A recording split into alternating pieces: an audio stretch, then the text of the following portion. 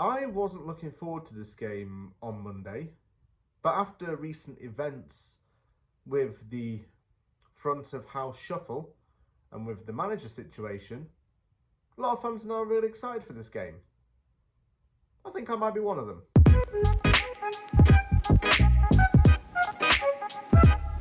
The Graham Potter era starts off with a trip to Villa Park to take on Aston Villa in the third round of the FA Cup. One competition that West Ham should be embracing a lot more, in my opinion. In recent years, we haven't really been embracing it that much. Some fans have seen it as an opportunity to maybe get knocked out in order to focus on the league, but that's not what should be considered. That's not what should be happening. What we should be doing is focusing on the FA Cup and trying to get a good cup run, and then drawing Millwall eventually. Because thinking about it, Millwall's got Dagenham Redbridge in its game. Metropolitan Police is going to absolutely freaking hate that. Everyone's going to want to call in sick for that.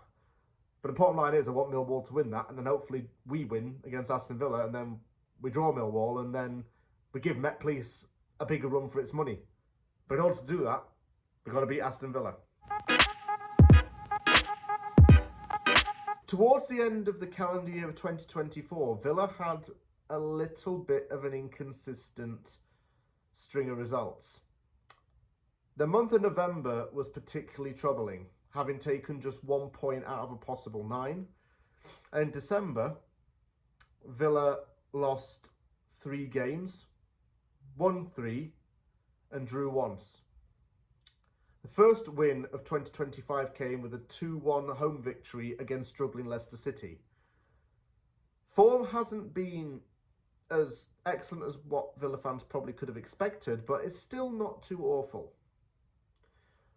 And, well, the chance of qualifying for Europe again is very much still there, as far as Unai Emery and the fans are concerned. They have had some rough results, though, this season. They lost 4-1 to Tottenham Hotspur. They beat us on the opening day of the season. And, well, start of the season, actually, they only lost once in the first 9 games. And then things just took a bit of a tumble after that. But they're not doing bad in the league, though. They're still in a very, very good position.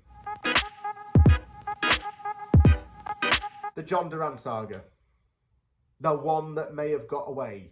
The one who has scored 12 goals in all competitions for Aston Villa. The one who's now probably linked with a move to Bayern Munich or somebody.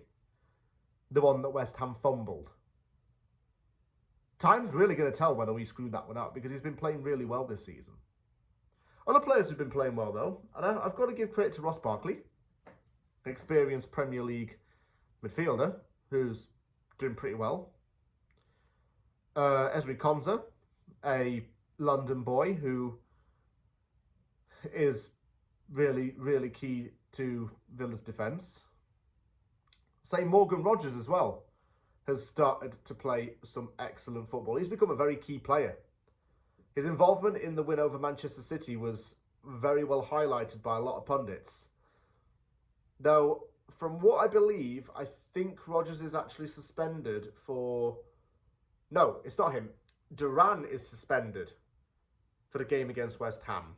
Rogers, I'm not sure if he's suspended, but correct me if I'm wrong, I heard he was injured somewhere. I heard he might have picked up a knock and wasn't able to play. Someone's got to advise me on that. Because if he doesn't play in that game, it's Villa's loss.